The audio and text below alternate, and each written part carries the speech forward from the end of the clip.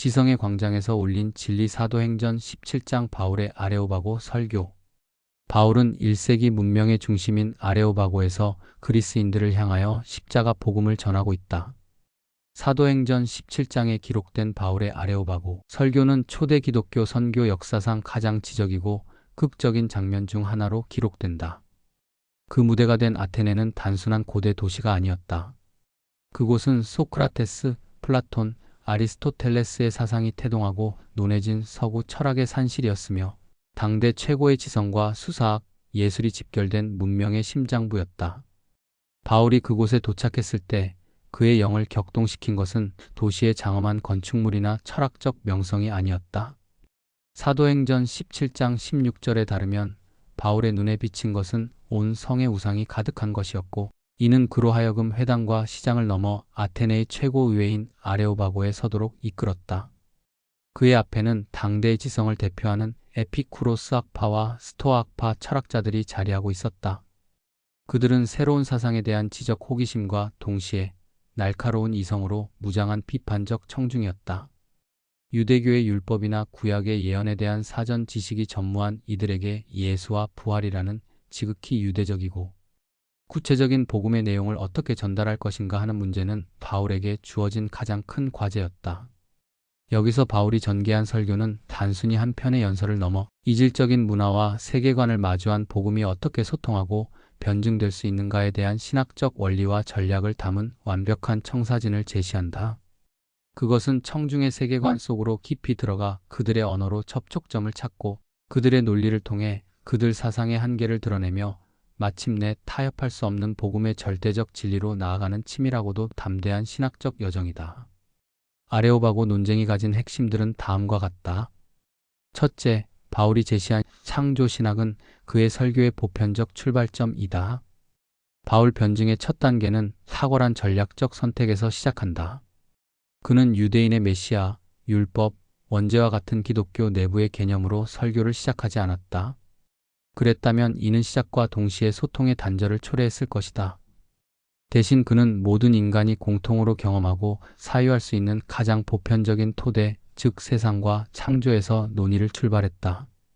바울은 사도행전 17장 24절에서 제시한 우주와 그 가운데 있는 만물을 지으신 하나님이라는 선언은 유대인과 헬라인 모두가 이해하고 동의할 수 있는 거대한 담론이로 논의의 장을 열었다.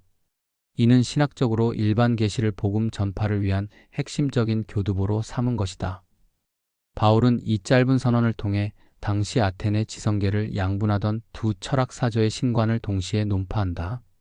신들은 존재하지만 인간사에 무관심하며 스스로의 평온, 즉 아트락시아 속에 머문다고 본 에피쿠로스 학파를 향해 그 하나님은 만민에게 생명과 호흡과 만물을 친히 주시는 인격적이고 관계적인 분임을 밝혔다. 또한 신이 만물에 스며있는 비인격적인 로고스라고 본 범신론적 스토아 학파를 향해서는 그 하나님이 손으로 지은 전에 계시지 아니하시고 무엇이 부족한 것처럼 사람의 손으로 섬김을 받으시는 것이 아닌 만물을 초월하는 절대 주제임을 명확히 했다. 결국 바울이 제시한 하나님은 세상과 유리된 방관자도 세상과 뒤섞인 비인격적 원리도 아닌 세상을 초월하여 존재하면서 동시에 세상과 적극적으로 관계를 맺고 생명을 부여하는 인격적 창조주였다. 이는 앞으로 전개될 모든 논증을 위한 가장 근본적이고 견고한 신학적 기반을 구축하는 작업이었다. 둘째, 하나님의 주권과 인류 보편성을 통하여 헬레니즘적 교만에 대한 해체를 시도하였다. 창조주 하나님이라는 보편적 토대를 세운 바울은 즉시 그 하나님의 주권이 인류의 역사와 삶의 구체적인 영역에 어떻게 미치는지를 논증한다. 바울은 사도행전 17장 26절에서 인류의 모든 족속을 한 혈통으로 만드사 온 땅에 살게 하시고 그들의 연대를 정하시며 거주의 경계를 한정하셨다고 주장한다. 이 선언은 당시 헬라인들의 민족적 자의식과 우월주의에 대한 정면 도전이었다. 스스로를 문명인이라 칭하며 그리스어를 사용하지 못하는 모든 이방인을 야만인, 즉 바바리안으로 치부하던 그들에게 모든 인류가 단일한 기원을 가지며 각 민족의 흥망성쇠와 영토의 경계마저 하나님의 절대 주권 아래 있음을 선포한 것이다.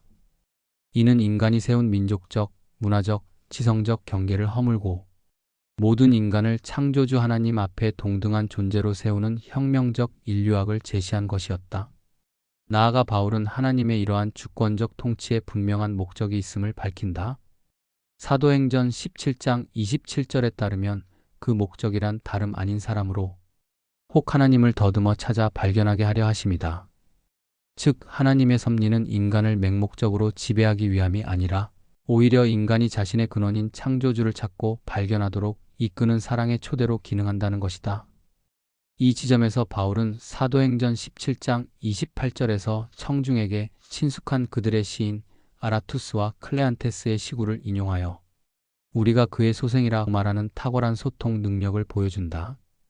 이는 단순히 청중의 문화를 존중하는 태도를 넘어 그들의 사상 속에 이미 깃들어 있는 진리의 편린을 끄집어내어 그것이 온전히 가리키는 더 큰 진리, 즉 성경적 하나님께로 연결하는 고도의 변증 전략이었다.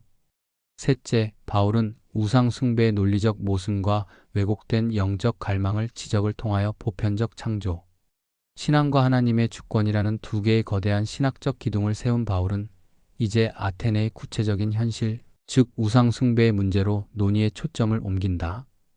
그는 사도행전 17장 22절에서 아덴 사람들아 너희를 보니 범사에 종교심이 많도다 라며 비판이 아닌 칭찬으로 대화를 시작함으로써 청중의 경계심을 무장 해제시킨다. 그리고 그들의 종교심의 증거로 알지 못하는 신에게라고 새겨진 제단을 언급한다. 이는 혹시라도 간과했을지 모를 미지의 신의 진노를 피하려는 아테네인들의 종교적 불안감의 산물이었지만 바울은 이 제단을 그들의 영적 갈망이 올바른 대상을 찾지 못한 채 방황하고 있다는 증거로 재해석한다. 이어 사도행전 17장 23절에서 너희가 알지 못하고 위하는 그것을 내가 너희에게 알게 하리라 고 선언하며 그들의 무지를 채워줄 진리의 전달자로서 자신의 위치를 확고히 한다. 이러한 접근은 인간이 본질적으로 하나님을 갈망하는 종교적 존재임을 꿰뚫어 본 통찰에서 비롯되었다. 인간의 마음속에는 창조주를 향한 본성적 갈망이 있지만 죄로 인해 그 방향이 왜곡되어 참 하나님 대신 자신의 손으로 만든 피조물을 신으로 섬기게 되었다는 것이다. 바울은 사도행전 17장 29절에서 우리가 하나님의 소생이 되었은즉 하나님을 금이나 은이나 돌에다 사람의 기술과 고안으로 새긴 것들과 같이 여길 것이 아니니라 고 말하며 논리적 귀결에 도달한다. 즉 신의 소생인 인간이 어떻게 자신보다 열등한 물질로 신의 형상을 만들 수 있느냐는 반문을 통해 청중의 이성에 호소하여 우상 숭배가 지닌 근본적인 논리적 모순을 스스로 깨닫게 만든다. 넷째, 바울에게 회개, 심판, 부활은 타협 불가능한 복음의 핵심이었다. 이제 모든 다리가 놓였다. 바울은 청중을 진리의 문턱까지 이끌었고 이제 그 문을 열어 복음의 가장 핵심적인 내용을 선포해야 했다. 그는 더 이상 모호한 철학적 담론에 머물지 않고 특별 계시의 영역으로 담대하게 진입한다.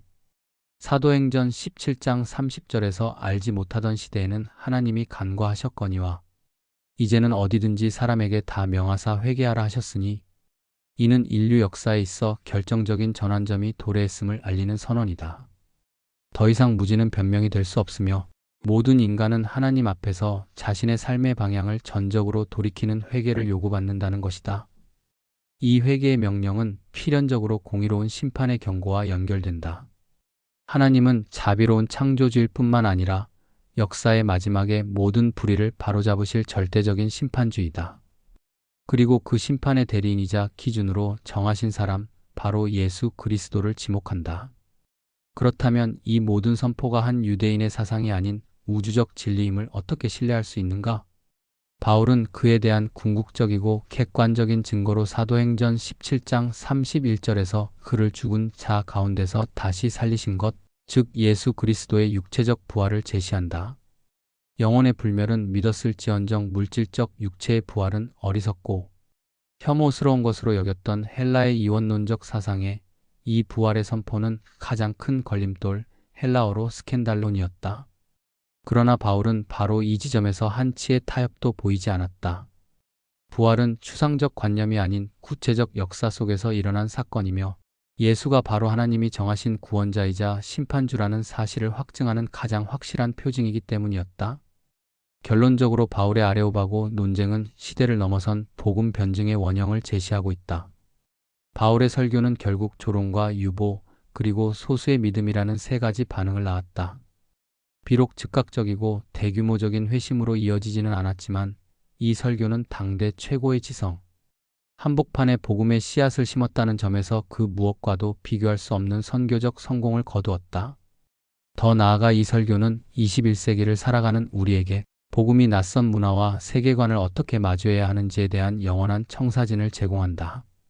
그것은 청중의 언어와 사상을 깊이 이해하고 존중하여 접촉점을 찾되 결코 복음의 핵심 진리, 즉 창조, 심판, 회개, 부활을 타협하거나 희석하지 않는 상황화 신학의 완벽한 원형이다. 과학만능주의와 물질주의, 윤리적 상대주의라는 현대의 견고한 우상들 앞에서 그리스도인들은 바울처럼 세상의 담론을 이해하고 그들의 언어로 소통하는 지성적 용기를 갖추어야 한다. 그러나 동시에 인간의 근원적 문제와 그 유일한 해답이 예수 그리스도의 십자가와 부활에 있음을 담대하게 선포해야 할 책임을 갖는다. 아레오바고 설교는 이처럼 치밀한 신학적 논증과 뜨거운 복음의 열정이 어떻게 완벽한 조화를 이룰 수 있는지를 보여주는 불멸의 모델로 오늘날에도 여전히 유효하다.